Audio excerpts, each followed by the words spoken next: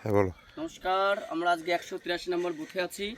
আমাদের সঙ্গে এই বুথের যিনি সভাপতি, আমারও সভাপতি শ্রদ্ধ দাদা রয়েছেন এবং আরেক দাদা রয়েছেন আমাদের এই যুব মোর্চার থেকে আছেন।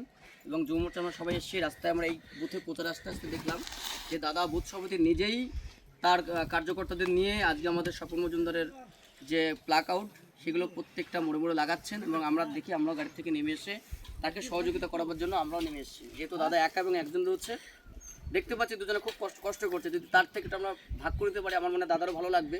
এবং দাদার বুথে আমি একটু পরে একটু ঘুরতে চাই, দাদা আমার সঙ্গে থাকবে। তা যেহেতু আমাদের 29 তারিখে আমাদের নির্বাচনের শেষ দিন, আমাদের মতদান করতে হবে ওই দিনেই।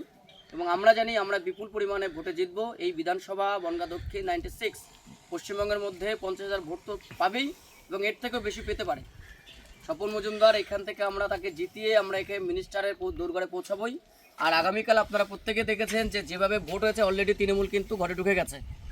তাই আপনাদের কাছে একটাই অনুরোধ, এইবার আর কোনো ভুল নয়, ভোট দেওয়ার আগে একটাবার অভয়ের মায়ের কথা ভাববেন যে কিভাবে তাকে বিনম্রভাবে অত্যাচার করে তাকে নৃশংসভাবে ধর্ষণ করা হয়েছিল। সেই কথাটা একবার ভেবে আপনারা পদ্মফুলের বোতামটা চিপবেন। একটা বড় কোনো ভুল করবেন না, দয়া করে আপনাদেরকে বারে বারে বলছি। এই ভোটটা কিন্তু আমাদের হিন্দুত্বের লড়াইয়ের শেষ ভোট, সনাতনদের রক্ষা করার শেষ ভোট। এই ভোটটাকে কিন্তু প্রত্যেকে মান্যতা দিয়ে সঠিকভাবে আমাদের